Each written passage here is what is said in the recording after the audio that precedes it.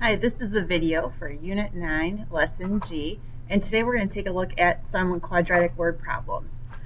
These word problems are going to use the basic model that we see here for an equation, and this is the equation for vertical motion.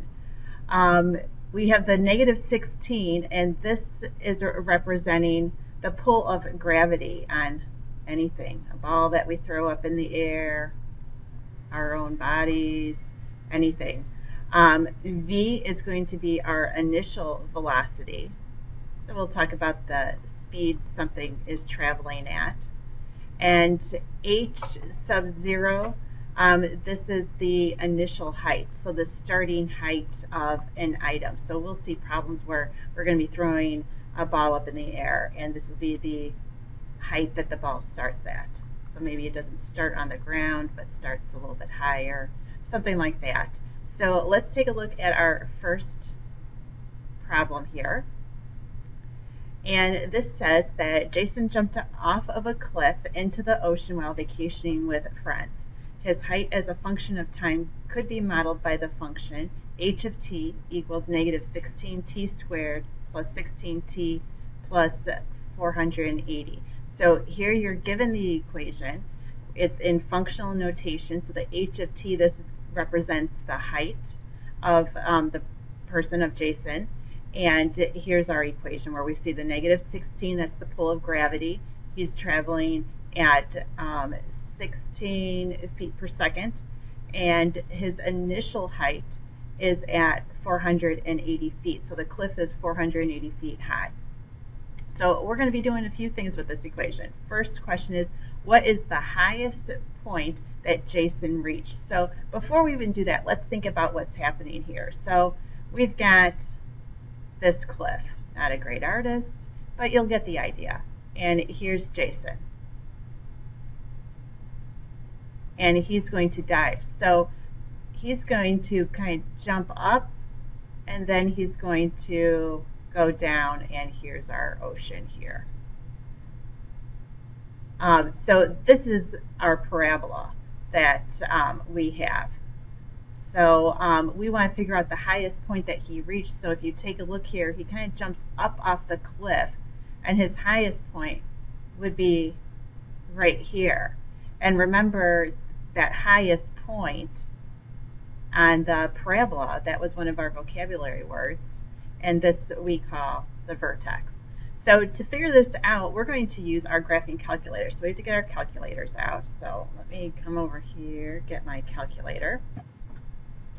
And we're going to need to go to y equals so that we can type in our equation. So the given equation was negative 16t squared and plus 16t. So on the calculator, we don't have a t, we use x for everything. And then plus 480. All right, so let's graph that and see what that looks like.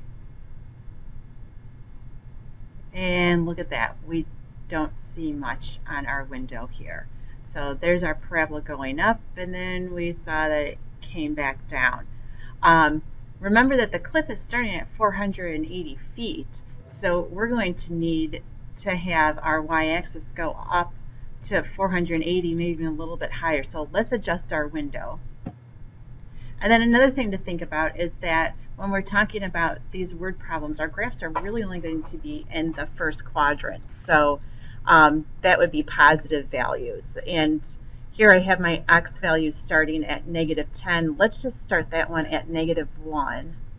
This is really starting at 0, but if we set it at negative 1, then we can really see the y-axis clearly.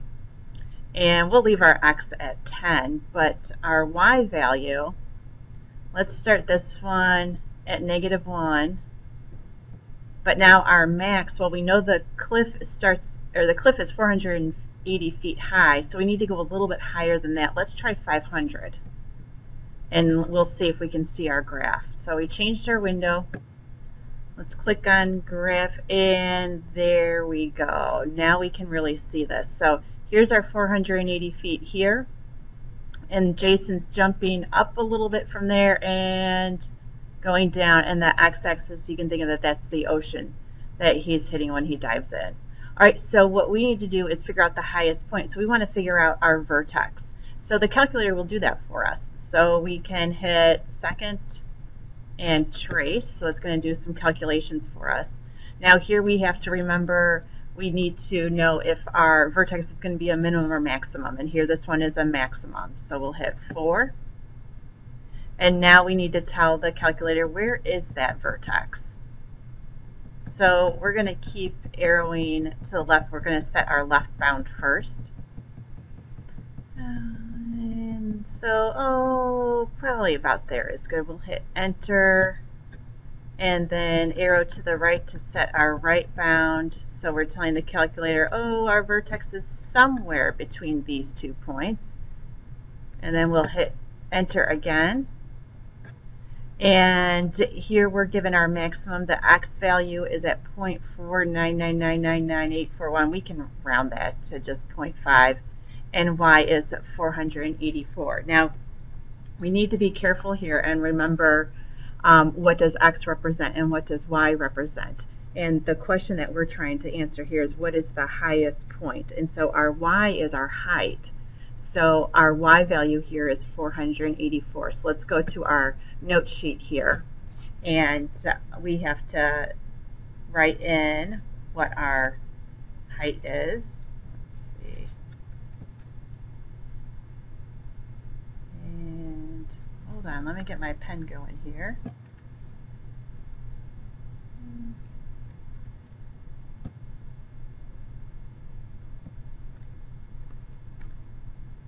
And there we go. Oops, sorry about that. But we've got 484 feet. Don't forget your units. Was our highest. Next question is, how long did it take for Jason to reach the maximum height? Well, that's our x, because remember in our calculator we put in an x. But here it's really our t. And t is representing time.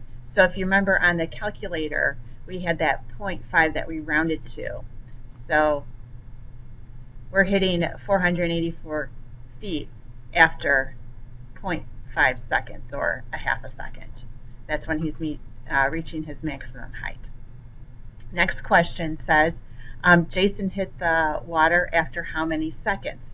So think about our picture. We're trying to find out when he's hitting the water here at this point, what is our time? And if you think about the height, when he hits the water, our height is going to be 0. So let's see. We can use our calculator for this also. So let's go back to our calculator here. And we're hitting the water here at this point. And so this is really finding one of our zeros. So we'll hit second and calc. And remember that our calculator will figure out your 0 for you. So we'll hit 2. And now we need to hit left bound, right bound. So oops, our left bound will be a little bit above that point. I'll keep hitting that.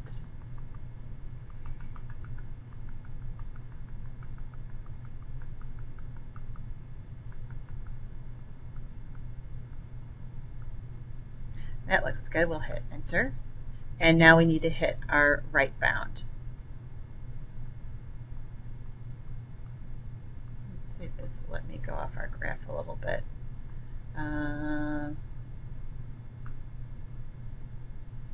That looks good. And enter again. And there's our 0, where x is 6 and y is 0. So y is your height, remember, and we wanted our height to be 0, and x is 6. So if we come back to our note sheet here, Jason's going to have a height of 0 or hit the water after 6 seconds. All right, so that's our first problem. Let's see, what else do we have on here? We have a you try problem, so you can save that for when you're in class tomorrow. So let's turn our page over. And now we have our next example. Here we're talking about a rocket that is launched from a cliff 101 feet high with an initial velocity of 116 feet per second. So part A says substitute the values into the vertical motion formula to write an equation. So we're going to write this equation. So let's start this in functional notation to kind of match what we did earlier. So h of t is going to equal to, now remember the formula from the front page. This will always start out with negative 16 because that's the pull of gravity. And we'll do t squared.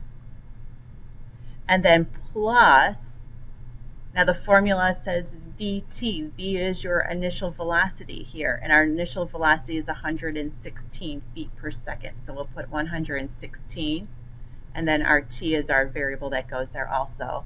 And then plus our initial height.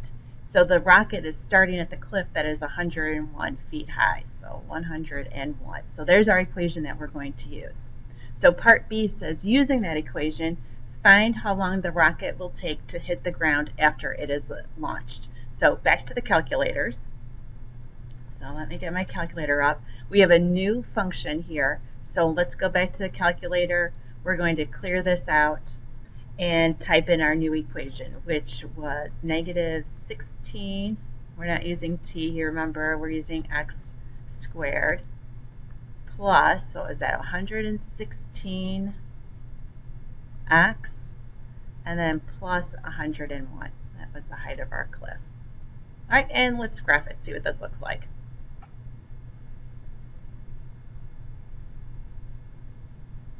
All right, so if you look at this graph, here's where our rocket is starting, and it's going to go up, but then it has to come back down and hits the ground right here.